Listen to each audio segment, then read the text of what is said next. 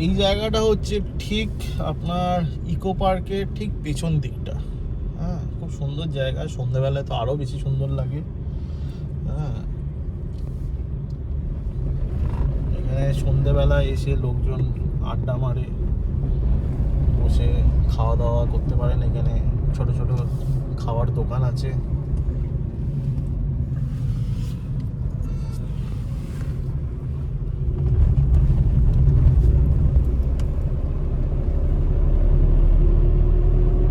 রাস্তাটা খুবই সুন্দর দেখতে।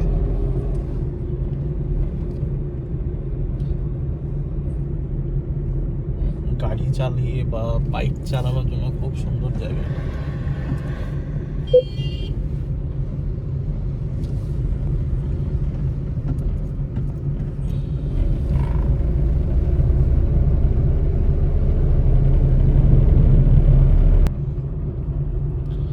সাইডে একটা ছোট ঝিল, আর পিছনে একটা ডোম দেখা যাচ্ছে দূরে ওইদিকে, ইকো পার্কের ভেতরে ওটা। আর এই রাস্তাটা বেশ খুব সুন্দর, বেশ একটা বিদেশ বিদেশ একটা ব্যাপার আছে এই জায়গাটা।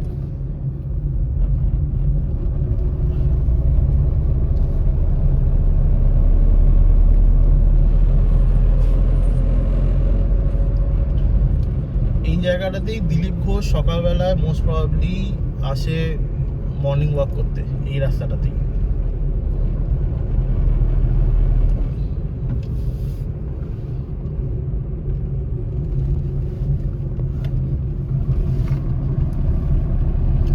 এটা জেনারেলি সন্ধ্যেবেলার দিকে বন্ধ রাখে আজকাল।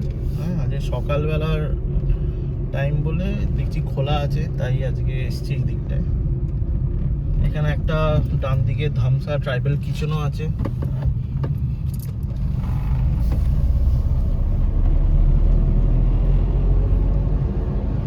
ডান দিকে এটা হচ্ছে নিউটনের গলফ ক্লাব।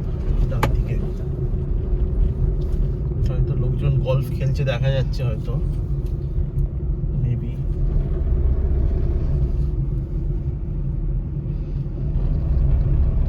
এরা বোধহয় বাইক চালানো শিখছে সামনে, যে দেখা যাচ্ছে সুন্দর গলফ ক্লাবটা।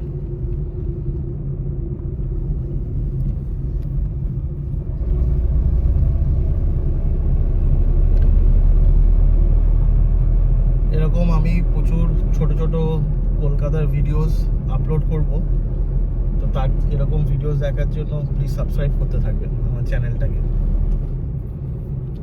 আর এটা হচ্ছে এই এক্সিট গেট। এক্সিট গেট থেকে বেরিয়ে আর একটা এখানে আছে হচ্ছে একটা ছোট ডিয়ার পার্ক, যেটা পরে হচ্ছে এই বাঁ দিকে। এই যে ডিয়ার পার্কটা যে দেখছেন, এটা হচ্ছে ডিয়ার পার্ক একটা নিউ টাউনে।